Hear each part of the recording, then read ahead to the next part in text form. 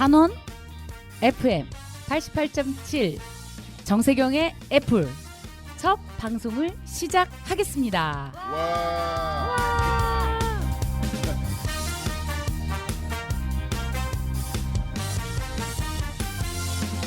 안녕하세요. 저는 애플 DJ 정세경입니다. 매주 월요일 저녁 7시 청취자 여러분을 찾아갈 텐데요. 왜 애플일까? 저도 잘 모르겠습니다. 그건 청취자 여러분께서 의미를 만들어 주시기 바랍니다. 오늘은 60 민주항쟁 37주년을 맞는 날입니다. 청년 학생들의 항쟁으로 시작된 투쟁이 전국적으로 확산되면서 직선제를 쟁취했는데요. 37년 전 외쳤던 민주주의가 2024년 6월 10일 오늘 현재 이루어지고 있는지 청취자 여러분의 생각을 묻고 싶습니다. 군부 독재는 사라졌지만 지금 정부의 실정으로 국민 삶은 더욱 피폐해지고 있습니다. 청취자 여러분, 다시 광장으로 나가야 할 시대입니다. 라디오에서 또 광장에서 만납시다.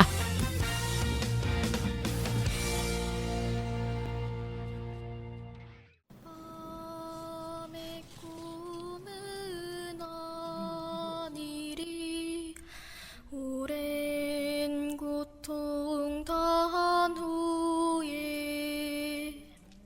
내 형제 빛나는 두 눈에 뜨거운 눈물들 줄기가 물로 흘러 고된 땀방울 함께 흘러 드넓은 평화의 바다에 정의의 물결 넘치는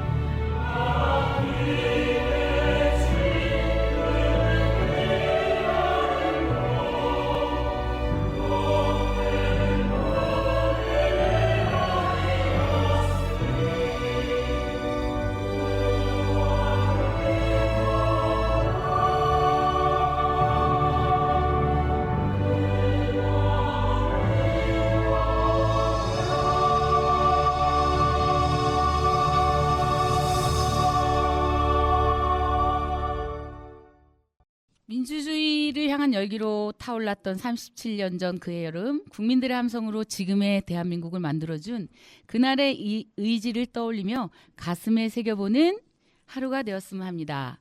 최초의 비정규직 여성 노동자 정혜경, 네, 정세경 아닙니다. 진보당 국회의원이 펴낸 시 한 구절 여러분께 들려드리겠습니다. 아이들 급식을 만들고 교사들의 행정 업무를 지원하고 체육활동을 지원하고 학생 3당 활동을 하고 장애아동을 지원하고 아이들을 보육하고 유치원 오후반 선생님을 하고 모두가 퇴근한 뒤 학교를 지키고 학교 구석구석을 청소하고 기숙학교에서 교사가 없는 밤 아이들을 보호하고 학교 안 모든 시간 모든 공간 우리들이 없인 운영이 안 되는데 우리는 학교에서 일한다고 당당하게 말하지 못한답니다. 이제 노동조합을 하니 비로소 대접받고 나란 존재에 눈을 뜹니다. 학교 비정규직 이야기인데요. 시의 주인공들입니다. 을들의 이야기 첫 시간 학교 비정규직 노동자들 모시고 이야기 나누겠습니다. 전국 학교 비정규직 노조 경기지부 최진선 지부장님, 안산지회 황순아 지회장님 반갑습니다. 예, 반갑습니다. 네, 반갑습니다. 박수. 예, 먼저 이렇게 바쁘실 텐데 와주셔서 감사하고요. 자기소개 간단히 해주시면 감사하겠습니다. 네, 안녕하세요. 저는 학교급식실에서 일하고 있는 조리 실무사입니다. 그리고 지금 학교 비정규직 노동조합 경기 지부장으로 일하고 있습니다. 최진선입니다. 이렇게 초대해 주셔서 너무나 감사드립니다. 반갑습니다. 반갑습니다. 이런 텐션 좋습니다. 지회장님. 예, 지회장님도 인사해 주시죠.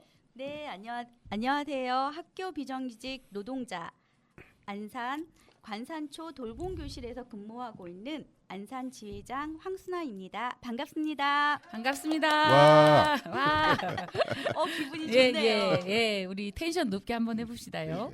예, 22대 총선에서 학교 비정규직 출신 최초의 국회의원이 당선되었다고 하는데요.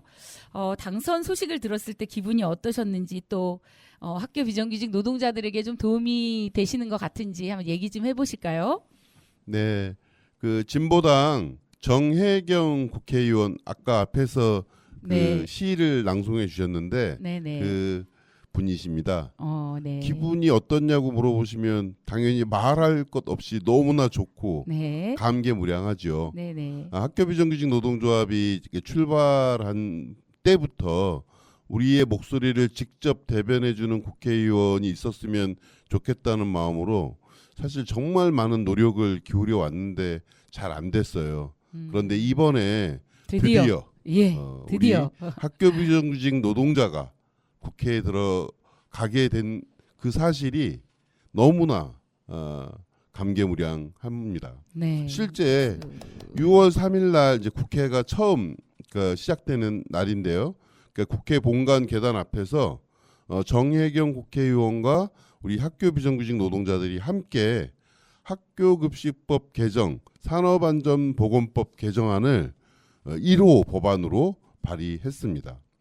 학교 비정규직 노동자의 목소리를 이렇게 직접 대변해 주고 앞으로 정혜경 의원님은 국회에서 활동을 해나가고 네. 우리 노동자들은 노동조합을 중심으로 밖에서 우리 목소리를 높여서 함께 양동 작전을 펼 수 있는 거잖아요. 와, 양동 작전 좋습니다. 그래서 너무 생각만 해도 너무 가슴이 부풀고 네. 꼭 우리가 승리할 수 있을 거라고 하는 그런 마음이 네. 확신이 있습니다. 너무나 좋습니다. 네. 하여튼 10년을 계속적으로 직접 정치를 준비하셨다니 그것도 제가 들으면서 박수 쳐드리고 싶네요. 오늘 지부장님과 지회장님이 학교 비정규직 급식 노동자들의 이야기를 우리 청취자분들께 해주실 텐데요. 5월 16일 학교 비정규직 노조가 기자회견을 했다는 얘기를 들었어요. 언론에서도 많이 나왔는데요. 강남 서초 영동중학교 부실급식 사태 그 사건을 이제 청취자분들 많이 아실 텐데 저희가 알아보니까 9명이 해야 될 일을 2명이서 급식실에서 일하고 있었다고 하더라고요. 학생 1,000명의 급식 노동자 2명이라 정말 심각한 문제가 아닐 수 없는데요. 도대체 학교 급식 노동자들의 인원이 얼마나 부족한지 한번 말씀해 주시겠어요? 네, 이번에 그 영동중학교에서 벌어진 일은 네네. 이미 예견된 일이었을 뿐만 아니라 이미 3년 전부터 이런 급식실의 그런 인력 부족 문제는 고질적인 문제로 제기돼 왔습니다. 사실 작년에 경기도 김포의 한 학교도 급식실 선생님들이 너무나 힘들어서 네. 다 퇴사를 하셨어요. 모두가요? 전원? 네, 전원. 어머, 그래서 그런 일이 있었군요. 위탁 급식을 할 수밖에 없는 그런 상황이 발생하기도 했습니다. 네. 학교 급식의 채용 미달이 전국적으로 여기 그 확산이 되고 있는데 사실은 채용 미달의 문제만이 아니라 중도에 퇴사하시는 문제도 적지 않습니다. 그러니까 힘드니까 네네. 그만두시는군요. 그러니까 이게 완전히 악순환 구조가 돼버린 건데요. 네네. 들어오시는 분은 없고 일하시는 분은 그만두시고 그러니까 일은 더 힘들어지고 네. 이 악순환 구조가 몰려 있는 겁니다. 그래서 그렇다면 이제 그 들어오시는 분도 없고 그러니까 즉 채용도 안 된다는 얘기인데 그럼 계시는 분들이 그 급식실에서 일을 하신다는 얘기잖아요. 그러면 엄청난 노동 강도가 세질 수밖에 없다는 상식적으로 생각해도 그렇지 않나요? 그렇다면 몸도 많이 아프시고 그럴 텐데 산재 인정이나 치료 이런 거는 좀 제대로 되고 있나요? 네. 현황 좀 얘기해 주시죠. 전국 학교 비정규직 노동조합 경기 네. 지부에서 급식 노동자들의 건강 상태 실태 조사를 실태 조사. 해보았습니다. 예, 예. 응답 인원 2,626명 중 2천여 명이 물리치료를 받고 2천여 있다고 명. 합니다. 예, 예. 근육이완제는 2,200여 명이 복용한 적이 있고 이 중에서 270여 명은 매일 약을 복용하고 있다고 합니다. 저희가 일을 하러 와서 약을 나눠 먹고 파스를 나누어 붙이는 진풍경이 우리 아이고. 급식실의 일상입니다. 그리고 안산의 경우에도 이제 폐암으로 1년 폐암이요? 쉬신 분이 이제 예. 다시 학교를 들어가야 하는 상황이 왔고요.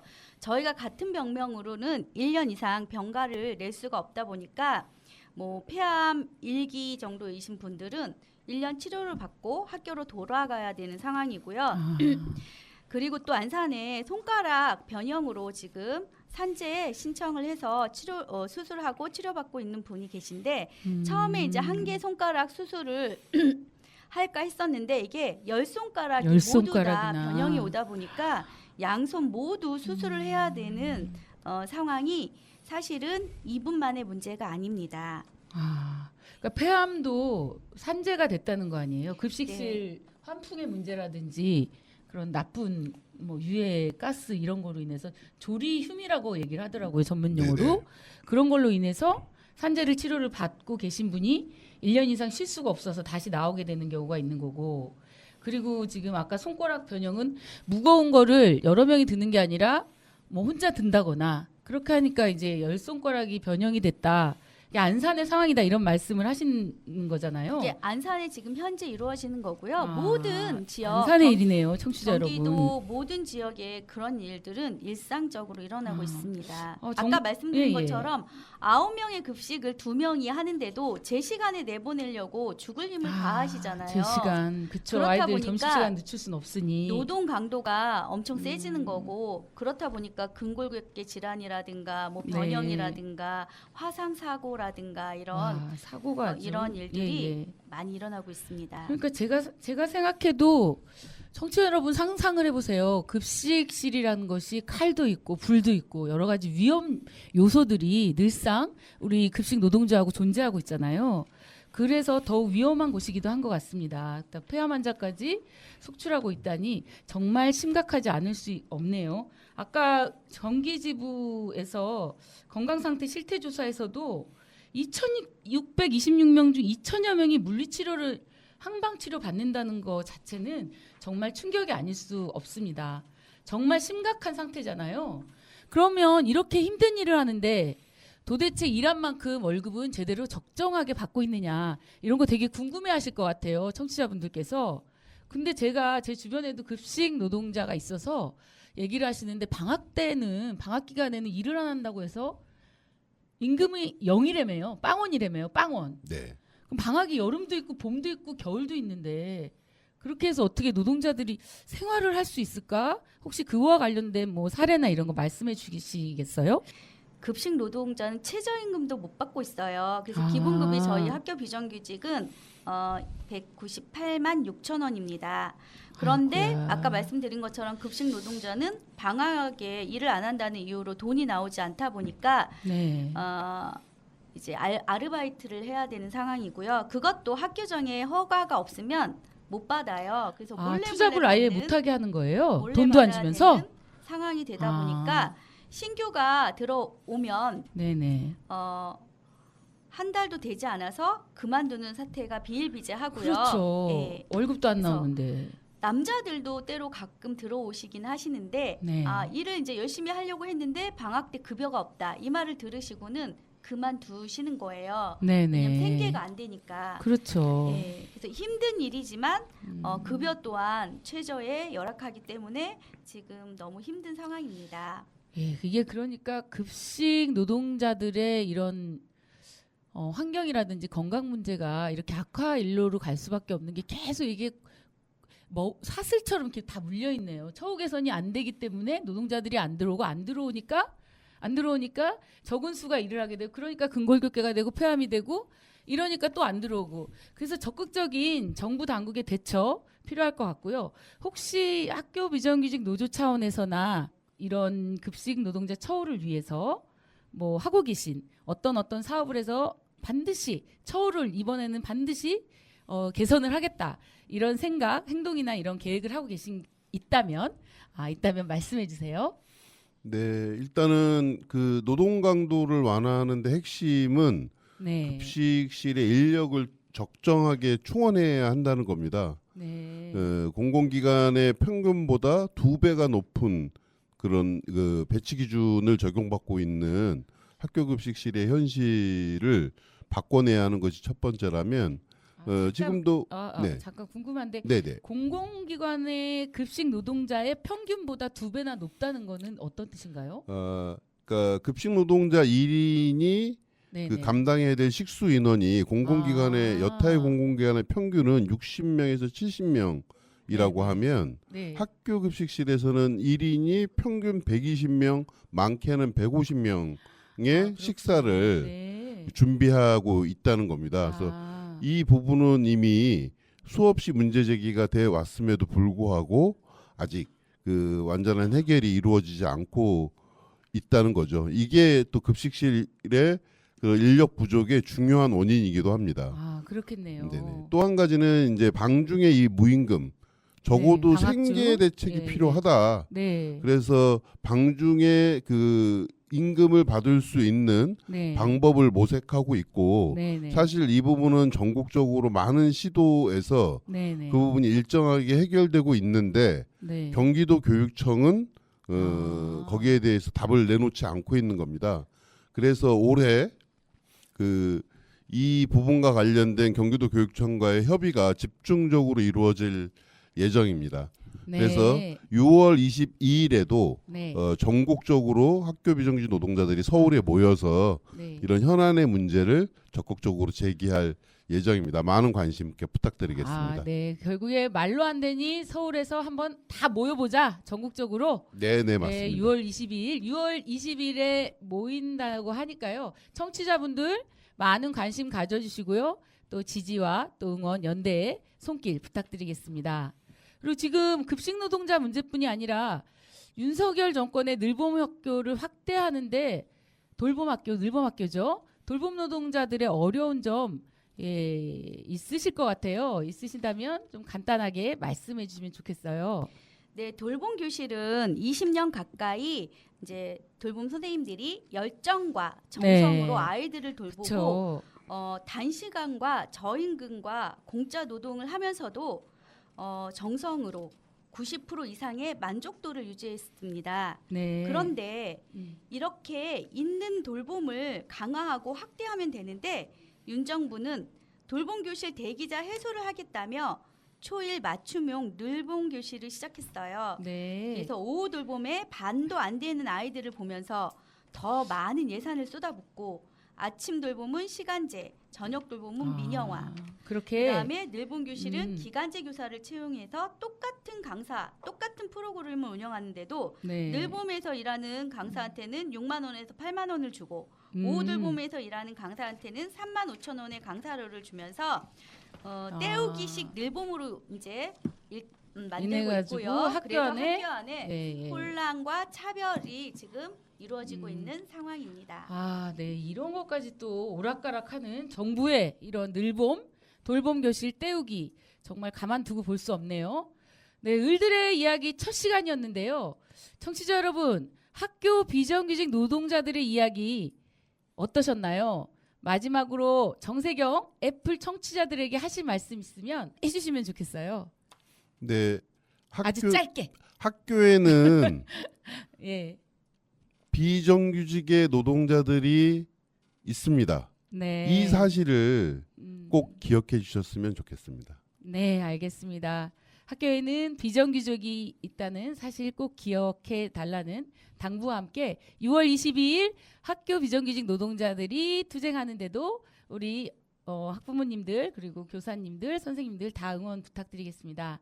저도 우리 아이가 고3인데요. 학교 급식 맛있다고 잘 먹는다만 얘기 들었지 급식 노동자의 노고에 대해서는 감사하다고 말씀을 못 전해드린 것 같아요. 정세경의 애플 이 자리를 통해서 우리 학교 급식 노동자들에게 다시 한번 감사의 인사드리겠습니다. 지금까지 전국 학교 비정규직 노동조합 최진선 경기지부장님, 황순화 안산지회장님 함께 해주셨습니다. 고맙습니다. 예, 감사합니다. 감사합니다. 정세경의 애플에서는요 게스트 분들이 나오시면 게스트 분들이 신청곡을 받습니다.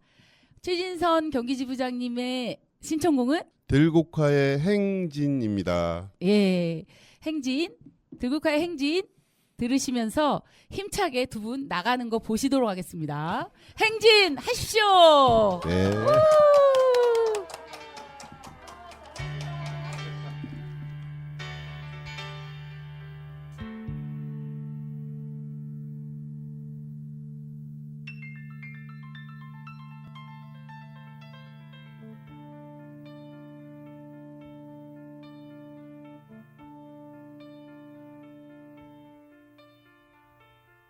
나의 과거는 어두웠지만 나의 과거는 힘이 들었지만 그러나 나의 과거를 사랑할 수 있다면 내가 추억의 그림을 그릴 수만 있다면 행진 행진 행진 하는 거야 행진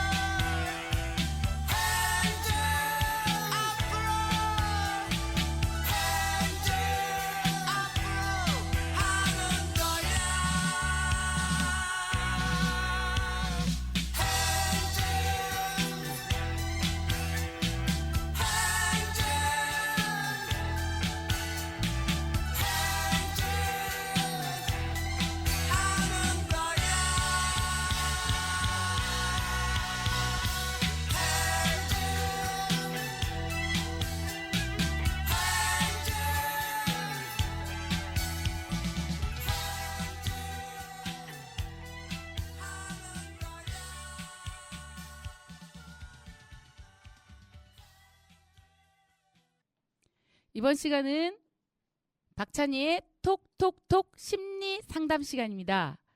시끌벅적 이래저래 아주 고민이 많은 세상이죠.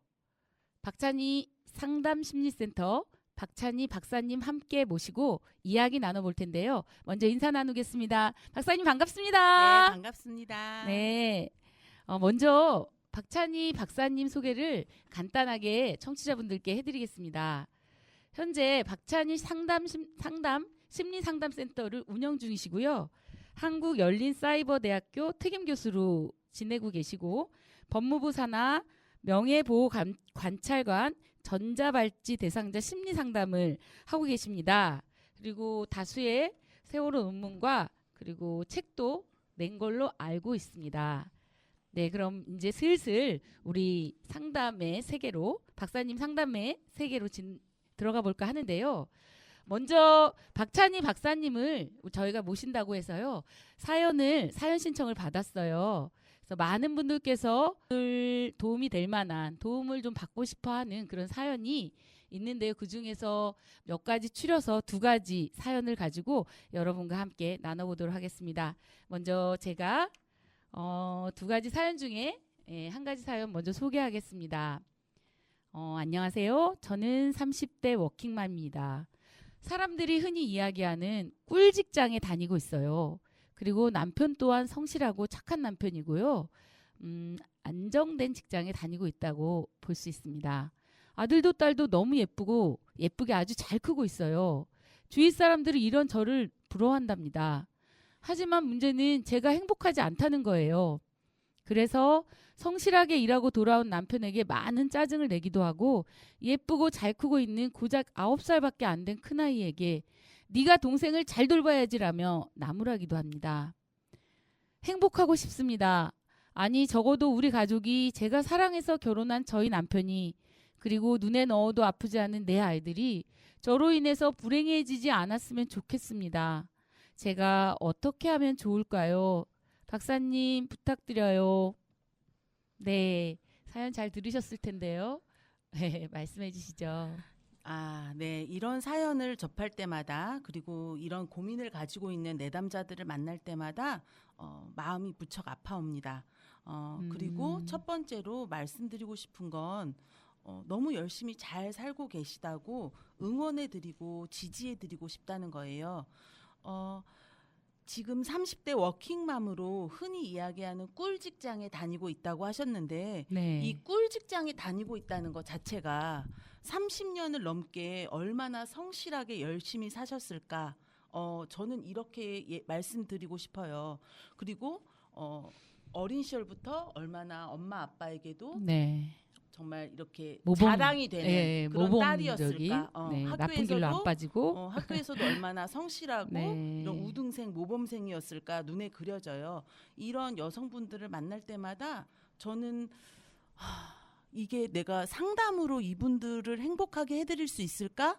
이런 고민도 하기도 해요. 그래서 그런 내담자분들에게 정말 지금 앞에 계신 분이 행복하려면 저는 아마 나가서 데모를 해야 될지도 모른다. 라는 얘기를 해요. 그런데 지금 제가 해드릴 수 있는 건 당장 해드릴 수 있는 건 데모가 아니지 않느냐 이렇게 말하기도 합니다. 그런데 정말 지금 제가 행복하지 않다는 거 네. 그리고 제가 사랑하는 사람들이 저로 인해 불행해지지 않았으면 좋겠다고 하는데 네. 정말 이럴 때는 제가 좀 화가 나요. 아, 왜냐하면 어떤 의미에서 화가 나냐면 누가 그래요 불행하다고? 그렇게 열심히 산 엄마를 보고 자라는 아이들이 불행하다고 누가 그래요? 이렇게 예쁜 아내를 둔 남편이 불행하다고 누가 그래요? 물어보셨어요? 라고. 그리고 직장에서도 얼마나 열심히 사실까 그려져요. 네. 아침에 아마 꼭두새벽부터 일어나서 아이들 밥 차리고 남편 회사 가는 뒷바라지하고 본인도 아마 정말 최선을 다해서 열심히 사셨을 거예요. 그런데 지금 제가 행복하지 않다고 말씀하시는 건 아마 그리고 아이들이 불행하다고 생각하는 건 아마 본인이 가진 가치 기준이 네. 너무 높아서 그러지는 않을까라는 생각도 들어요. 내가 더 열심히 해야 되는데 이런 분들을 실제로 상담해 보면 네. 하시는 말씀들이 있어요. 제가 30분 조금 덜 잤으면 되는데 제가 조금 집에서 농땡이 그만 부리고 청소기 한번 밀었으면은 제가 덜 짜증냈을 텐데 이 모든 탓을 자신에게로 돌리고 있거든요. 네. 저는 이런 것들을 보면 너무 마음이 아파와요. 좀 쉬어도 괜찮아요. 네. 지금 열심히 너무 잘 살고 계신 거예요. 라고 말씀드리고 싶어요. 그런데 지금 너무 바쁜 와중에 어떻게 하면 그럼 행복해질 수 있을까? 이 고민인 거잖아요. 네. 그런데 제가 아까 초반에도 말씀드렸지만 데모를 해서 당장 바꿀 수 있는 세상은 아니에요. 네. 그렇죠? 그러면 데모를 더 많은 사람이 하면 되잖아요. 그렇죠. 근데 그거는 천천히 예. 천천히 10년, 20년 후에 예. 우리 아이들이 이분의 아이들이 행복해질 수 있는 세상을 네. 만들 수 있는 거고 지금 당장 자신의 저는 문제, 자신이 어, 불행하다고 하니까. 지금 저는 당장 네. 이분이 행복해지려면 네. 그 방법을 하루에 딱 30초만 설레어 보기 아, 라고 30초만. 말씀드리고 싶어요. 네. 아침에 일어나서 출근 준비하면서 화장하고 거울 보고 예쁜 내 모습 보고 3초 설레기. 3초. 30초겠죠. 3초 너무 짧잖아요. 이게 10번이 모이면 돼요, 하루에. 아, 하루에 이런 3초가. 얼굴 딱 거울 보고. 거울 보고 3초 그리고 그 뽀송뽀송하고 너무 예쁜 아이들 잘 갔다 와 엄마 다녀오겠습니다 하는 그 아장아장한 걸음걸이와 그 미소를 보면서 또 3초 설레고 그리고 남편의 그 듬직한 어깨에 한번 안겨서 여보 잘 다녀와 하면서 3초 설레고 이런 것들이 10번이 모여서 30초만 설레 보셨으면 좋겠다. 행복해지는 것도 연습이고 훈련이라고 생각하거든요. 행복해지는 것도 연습이고 훈련이다. 네. 명언인 것 같아요. 네. 그래서 뭐 중간에 점심 먹고 한번 산책하면서 하늘 바라보면서 또 3초 설레고 이렇게 30초간 하루에 30초간만 행복해져 봅시다 라고 말씀드리고 싶어요. 듣기만 해도 제가 설레이는 것 같습니다. 3초씩 10번 괜찮은 것 같아요. 저는 거울을 보면 화가 나거든요. 네, 거울을 보면 화가 나는데 그것도 자기가 의식적으로 거울을 보면서 오늘 잘했어, 오늘 뭐 이렇게 서로 자기 스스로 이렇게 해달라. 화장 예쁘게 하고 머리에 귀 넘기면서 네, 머리카락 귀로 넘기면서 예쁘다 해주는 거죠. 예쁘다 정세경, 예쁘다 박찬희 이렇게 해주는 그런 날들이 차곡차곡 쌓이셨으면 좋겠어요. 네. 행복해지는 건 연습이고 훈련이다. 예. 정말 명언을 말씀해 주실 것 같은데요. 청취자 여러분 어떤 것 같으신가요? 여러분도 3초씩 10번 30초 설레기로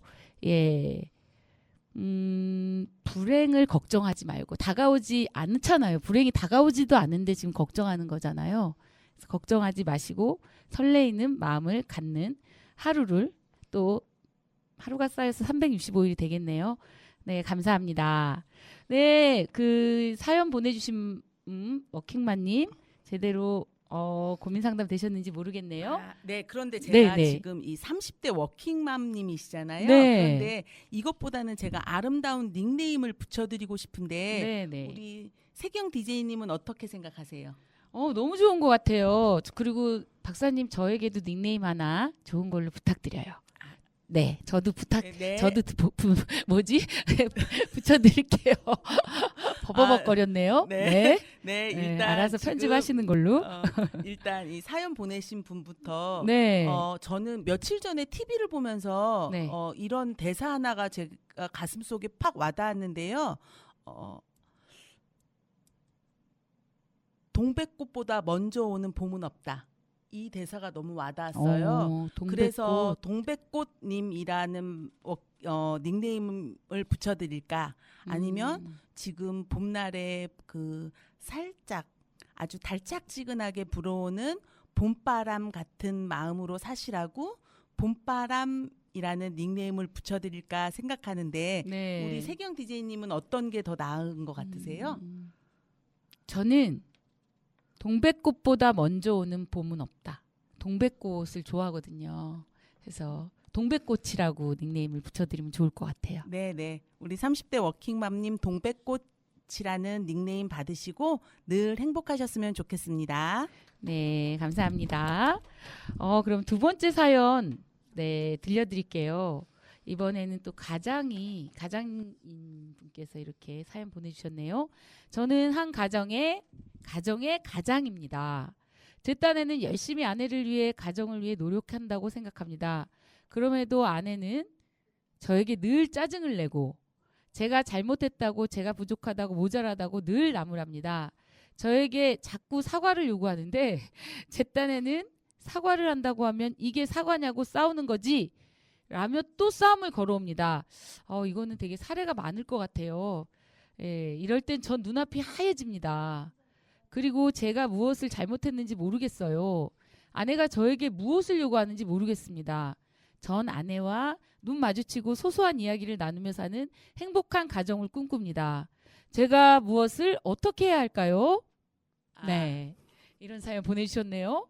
네, 좀 찔리기도 합니다. DJ님이 이걸 읽으면서 네. 이런 사례는 꽤 많을 것 같은데요라고 말씀하셨어요. 네. 아마 수경 DJ님도 부부싸움하면서 자주 하시는 말씀이신가 봐요. 네, 그러니까 서로 요구를 이해를 못해서 싸우는 경우가 많은 것 같아요. 제가 아라고 하면은 어로 알아듣고 그러다가 싸움이 되는데 이분도 좀 그러신 것 같아요. 네. 제가 이분에게 드리고 싶은 말씀 중에 하나가 그거였어요. 물어보셨냐고. 원하는 게 무엇인지 직접적으로 물어보셨냐는 게 그러네요. 제가 이분에게 드리고 싶은 말씀 하나였어요. 내가 지금 무엇을 해줬으면 좋겠어? 라고 깔끔하게 물어보시면 아내분도 그게 또 연습이 되면 나중에는 자신의 원함을 명료화하실 것 같아서 물어보세요라는 답을 드리고 싶고요. 네. 그리고 두 번째로는 네. 아내가 저에게 늘 잘못했다고, 제가 부족하다고, 모자라다고, 나무란다고 하는데 네. 이 아내의 말이 혹시 이 남편분의 마음속에 있는 남편분의 말은 아닌가 한번 되짚어서 생각해 보셨으면 좋겠어요.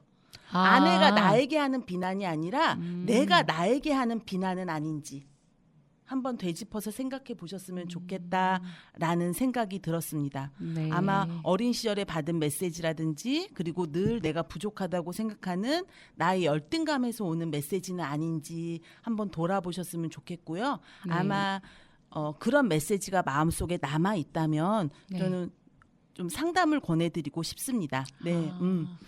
그러니까 이게 딱 현상의 부부 관계에서의 어떤 현상이 아니라 그 이면에 더 깊은 어떤 상처라든지 이런 걸로 인해서 현재 부부 관계가 부부 사이 또는 이런 게 잘 안 될 수도 있다. 네. 좋은 말씀인 것 같아요.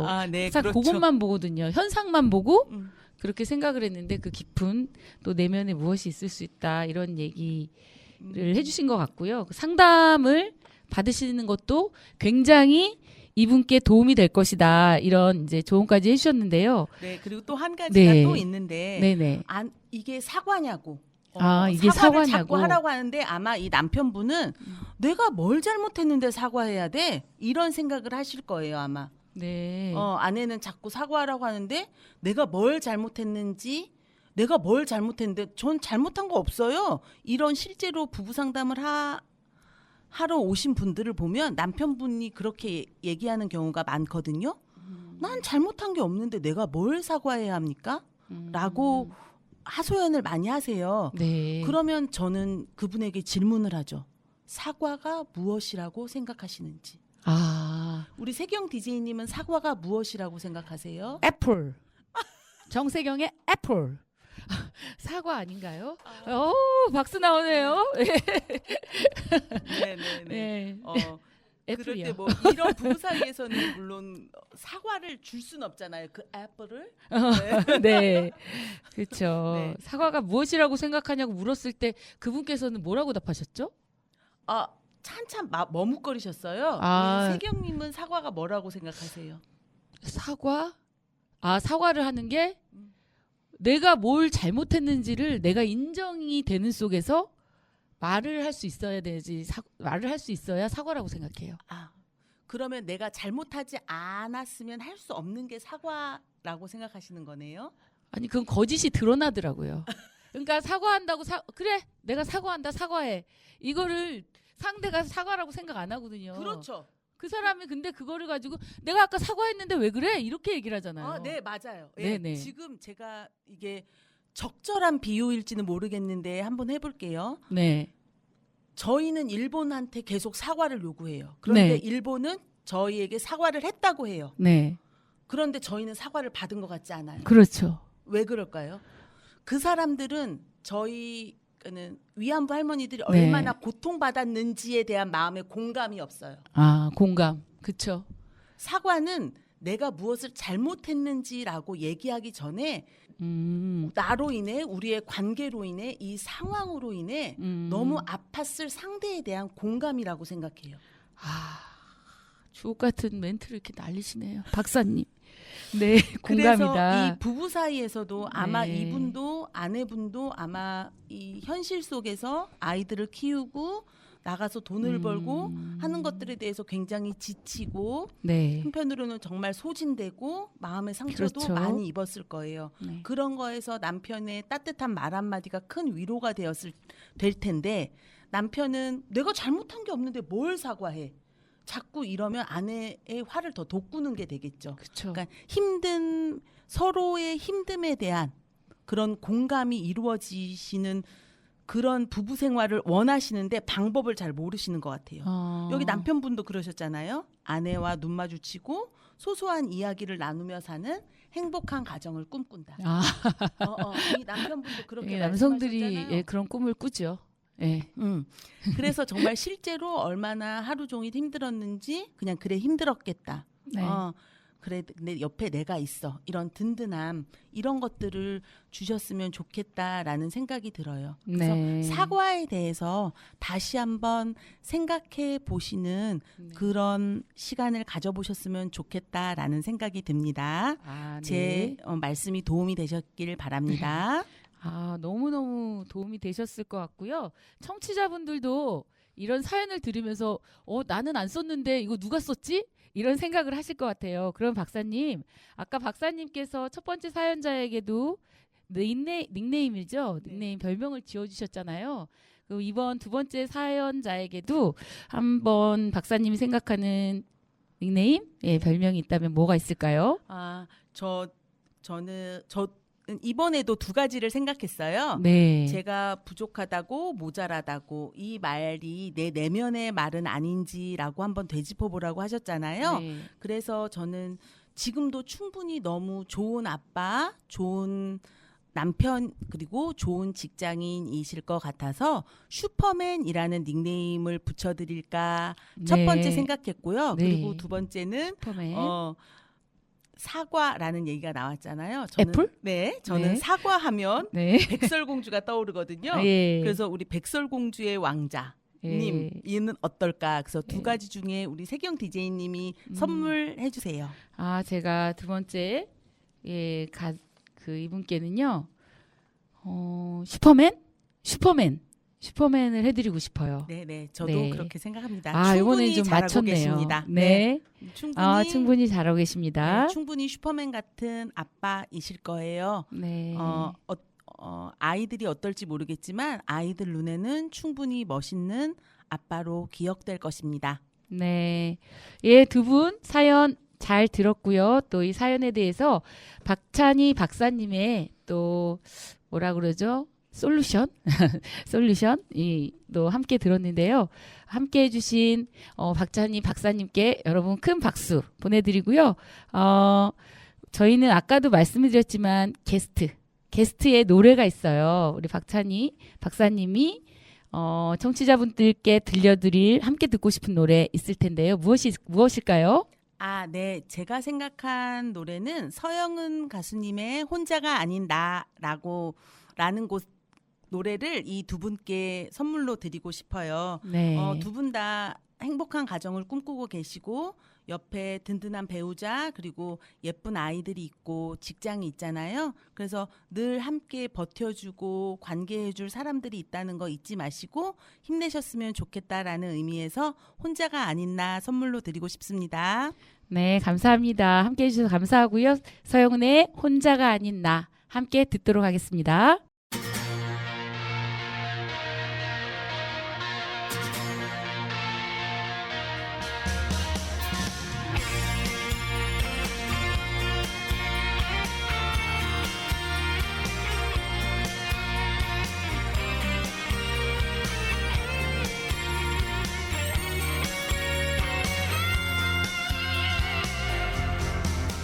이제 다시 울지 않겠어 더는 슬퍼하지 않아 다신 외로움에 슬픔에 난 흔들리지 않겠어 더는 약해지지 않을게 많이 아파도 웃을 거야 그런 내가 더 슬퍼 보여도 날 위로하지만 가끔 나 욕심이 많아서 울어야 했는지 몰라 행복은 늘 멀리 있을 때 커 보이는 걸 힘이 들 땐 하늘을 봐 나는 항상 혼자가 아니야 비가 와도 모진 바람 불어도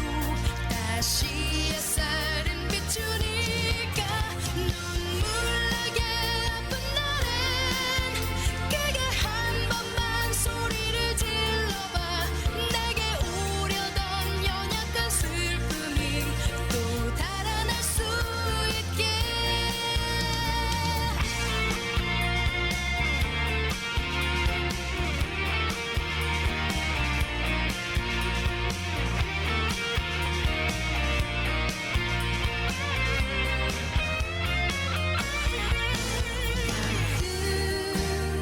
어제가 후회돼도 나 지금 사는 오늘이 내일 보면 어제가 되는 하루일 테니 힘이 들 땐 하늘을 봐 나는 항상 혼자가 아니야 비가 와도 모진 바람 불어도 다시 햇살은 비추니까 눈물 나게 아픈 날엔 크게 한 번만 소리를 질러봐 내게 오려던 연약한 슬픔이 또 달아날 수 있게 앞만 보고 걸어갈게 때론 혼자서 뛰어나도 갈게 내게 멈추던 조그만 슬픔도 날 따라오지 않게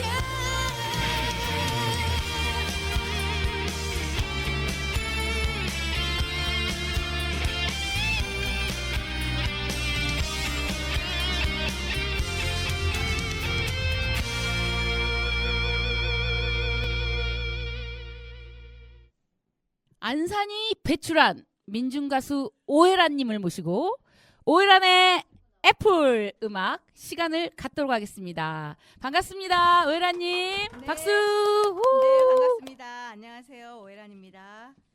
오늘 이렇게 바쁘신데 자리해 주셔서 감사하고요. 이 오해란의 애플 음악에서는 청취자 여러분들께 노래를 소개하는 시간을 가질 거예요. 그래서 어떤 노래를 사연과 함께 소개해 주실지 오해란님 모시고 듣는 시간 갖도록 하겠습니다. 근데 어떻게 잘 지내셨나요? 예, 잘 지내고 있습니다. 아, 요즘 애플 농사는 잘 되고 계세요? 네네. 굉장히 바쁜 철이라요. 이렇게 바쁜 철인데 어떻게 이렇게 나와주셔서 너무너무 제가 감사드려요. 애플 사과 농사를 지어서 혹시 이 애플에 초대받은 건가요? 네, 어떻게 그런 생각을 하셨는지 모르지만 맞습니다. 정확히 제 마음을 들여다보셨네요. 예. 네. 예. 아, 저는 민중가요를 부르고 있고요. 민중가요는 주로 이제 저항의 노래라고 하죠. 네. 그래서 그렇죠. 꼭 민중가요만 소개시켜 드릴 건 아니지만 앞으로 민중가요도 소개시켜 드리고 또 노래에 담긴 사연이나 시대적 배경 뭐 이런 것들을 함께 알아가는 시간을 가져볼까 합니다. 생각만 해도 너무너무 기분이 몽글몽글해지는 시간인 것 같습니다. 그러면 6월의 노래를 6월 달이잖아요. 네네. 이번 달에는 어떤 노래를 준비를 하셨죠? 예. 6월은 민주화의 달입니다. 그렇죠. 혹시 네. 알고 계시죠? 그럼요. 예. 6월 민주화 항쟁이 있었던 달이죠. 네. 그래서 이 민주화 운동을 하면서 많이 불렸던 노래 네. 그런 민중가요가 있습니다. 6월의 노래. 딱 6월이라 6월의 노래가 네. 아니라 제목이 6월의 노래입니다. 그래서 그래요? 오늘은 6월의 노래를 소개시켜 드리려고 합니다. 네, 뭔가 사연이 있을 것 같네요. 사연도 함께 들려주시면 고맙겠습니다. 네, 우선 이 민주화 운동이 일어났던 때가 네. 1987년입니다. 네, 제 고3 때네요. 네. 고3 때세요. 오유라님도 저도. 고3이죠. 그렇죠. 우리 동갑이에요. 예. 거리의 최루탄 냄새를 맡으며 자란 그렇죠. 예. 그런 세대이죠. 네. 아마 영화를 통해서 네. 많이 알고 계실 거예요. 전두환 정권 시대에 네. 노래입니다. 서울의 봄을 통해서 전두환 정권이 어떻게 들어섰는지는 모두 알고 계시죠? 네, 그렇죠. 12.12 쿠데타를 일으켜서 네. 전두환 정권이 들어섰고요. 네. 또 장기 집권을 또 그렇죠. 꿈을 꿨죠. 그렇죠. 예. 그렇게 불안하게 대통령이 되다 보니 예. 굉장히 장기 집권을 하려고 했고 또 민중들을 탄압을 많이 했겠죠. 네, 그렇죠. 예. 그런 탄압에 맞서 민중들은 저항을 할 수밖에 없는 시대였던 것 같습니다. 네. 그래서 이제 그 저항을 하기 시작하는 국민들을 더 많이 탄압했겠죠. 네. 그 저항을 하기 제일 많이 했던 세대가 보통은 학생들, 청년 학생들, 예, 대학생들이죠. 그렇죠. 예. 대학생들이 많았죠. 네. 이 발단이 그 1987년 1월에 네. 대학생 박종철 돌아가셨죠. 네. 고문 예, 치사 턱하니 사건이 일어납니다. 턱친이 억하고 죽었다 이런 거였죠. 그때 그렇죠. 발표할 이것도 때. 영화를 통해서 네. 예, 뭐 영화도 나오고. 나왔었죠. 네. 예, 그래서 우리가 이미 많이 알고 있습니다. 그런데 이렇게 고문치사 사건으로 죽은 박종철의 죽음을 이제 숨기기에 바쁘죠. 네, 그런데 그렇죠. 예.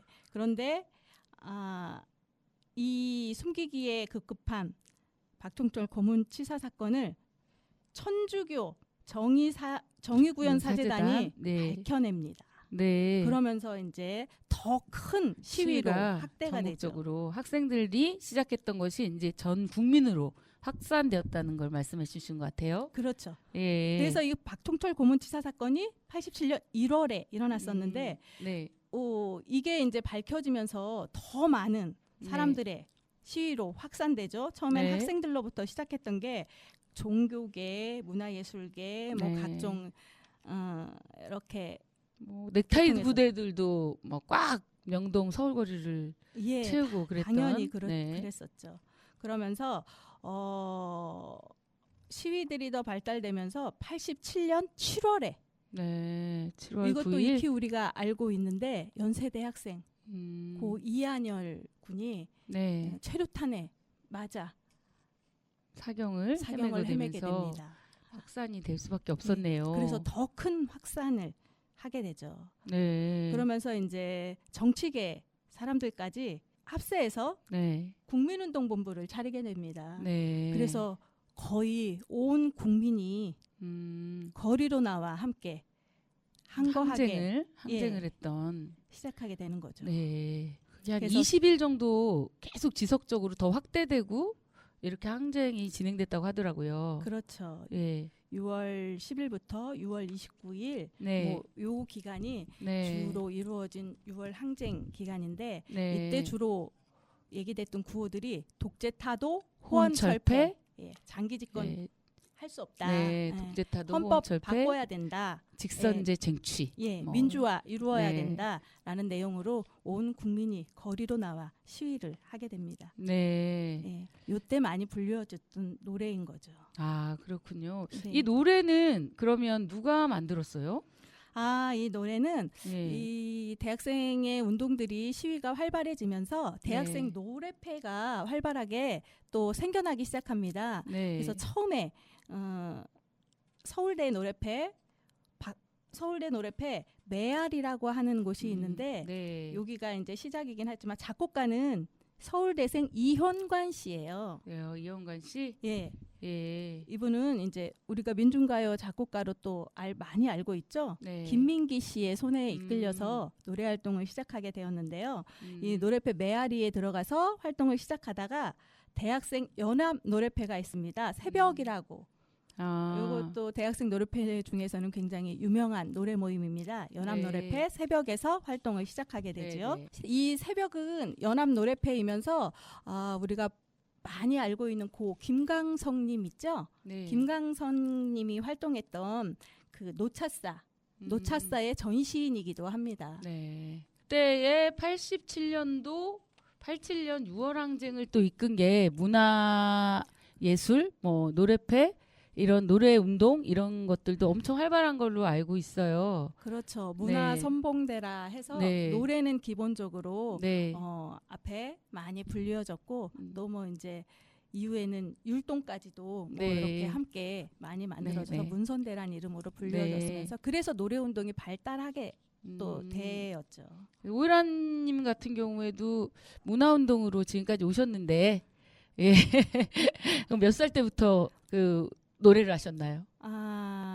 저도 20살 때부터 체르탄 자욱한 곳에서 네, 시작하게 마이크를 됐던 것 잡고, 같은데요. 예. 사실은 발단이 87년 7월, 8월 7, 8, 9 투쟁 뭐 이런 투쟁을 거리에서 네. 보면서 보면서 느끼면서 느끼고, 세상이 많이 달라져야 되는구나. 나는 바뀌어야 노래로. 되는구나. 그래서 제가 어려서부터 노래를 굉장히 좋아했습니다. 그래서 노래로 할 수 있는 길을 찾다 보니 네. 문화운동 하여튼 민중 오해란 가수가 되게 된 거죠. 그렇죠. 안산이 배출한 최고의 민중 가수 오해란님이라는 이 플레임이 붙기까지는 87년 6월 항쟁이 어떤 밑바탕이 됐다. 6월 항쟁이 전신이었다. 이런 생각이 들고요. 예, 우리 국민들 이 항쟁으로 이루어낸 소중한 민주주의를 생각해보는 시간 많이 가지신 것 같아요. 그래서 노래 6월의 노래 한번 들어보면서 네 오해란의 저도 마지막으로 마지막으로 죄송합니다. 네. 네. 6월 민주화 운동은 네. 대통령 직선제를 이루었고 민주주의의 초석이 되었습니다. 네. 지금 저희가 지금 또 많이 퇴보했다 말은 하지만 그래도 이만큼의 민주주의를 이루었던 것은 이때 많은 분들의 투쟁이 있었고 희생이 있었기 때문이었나 싶습니다. 맞죠. 네, 그래서 그때 시대의 마음이 듬뿍 담겨 있는 6월의 노래 들으면서요. 네. 싱그러운 6월, 우리 국민들의 항쟁으로 이루어낸 소중한 민주주의를 생각해보는 시간이 되었으면 합니다. 네, 너무 좋은 설명, 해설과 함께 6월의 노래 우리 청취자분들 함께 듣는 시간 갖도록 하겠습니다. 오늘 자리해 주셔서 너무 감사합니다. 7월의 노래 또한 기다리고 있겠습니다. 네, 수고하셨습니다. 고맙습니다. 네, 감사합니다.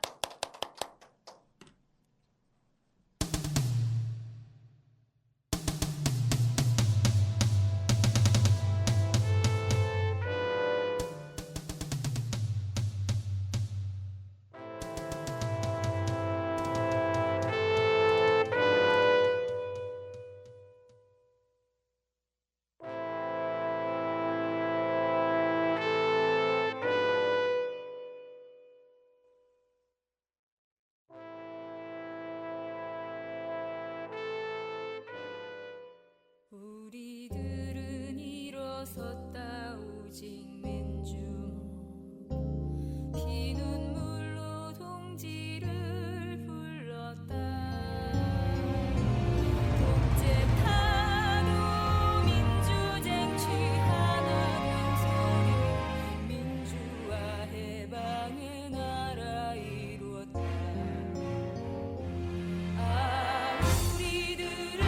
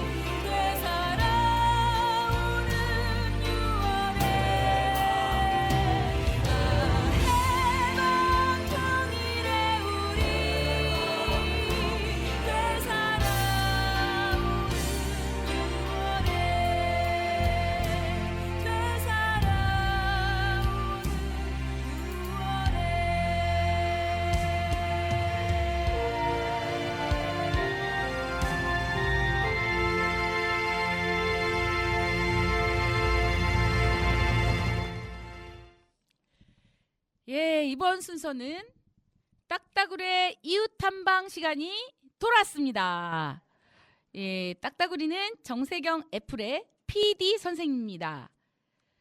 PD 선생님께서 우리 이웃들을 만나고 왔는데요. 단원구 선부동 주공 11단지 상가동에서 우리 떡방앗간으로 19년째 떡을 만들어 오신 장인 김 사장님을 만났습니다. 되게 재밌어요. 그냥 날방송이라고 생각하시면 됩니다. 함께 들어보겠습니다. 우리 이웃의 목소리 가시죠. 쪼쪼쪼쪼쪼쪼. 단원 FM 88.7 정세경의 애플. 오늘은 인터뷰를 하러 제가 딱따구리가 막 달려왔습니다. 옆에 있는 어디 계시는 사장님을 연결해 드리겠습니다. 네, 안녕하십니까. 저는 저 선부일동 1112동 쪽에 주공 11단지에서 조그맣게 떡방앗간하는 김씨라고 합니다. 하게 된 사연은 해가지고 97년도에 IMF 때문에 하던 공장이 문을 닫아가지고 부득이하게 이제 안산으로 내려와가지고 떡집을 시작하게 됐습니다. 요즘 항상 하던 일이 이제 그렇지만은 손녀가 또 쌍둥이라 요즘 좀 아침에 좀 봐주기가 좀 가장 바쁜 것 같아요. 요즘 살기는 어떠세요? 요즘 전에 같지 않고 그냥 간간히 그냥 해나가는데 입에 풀칠할 정도? 공단 같은데 한 달에 그래도 한 10번 정도는 배달 갔었어요. 근데 일절 없어요. 몇 년 동안. IMF 이후에? 아니 코로나도 터지고 나서요. 코로나하고 행사가 없어져서. 그리고 동네 장사 하다 보니까 사랑에 열심히 성실하게 하는 거 그거죠. 더 있겠습니까? 그래도 우리 떡집에 이제 다른 데하고 차별화? 뭐가 다르다 할 수 있는 거는 성실함 그리고 또 속이지 않는 거. 그렇죠. 동네 장사다 보니까 속이는 거 없이 그냥 성실하게 하고 있습니다. 여기 군자주공 11단지 상가에 있는 우리 떡방앗간이라는 거 되거든요. 이상 인터뷰 김 사장님의 인터뷰였습니다. 우리 떡방앗간 깐깐깐깐깐 사장님 고맙습니다. 이상 딱따구리였습니다.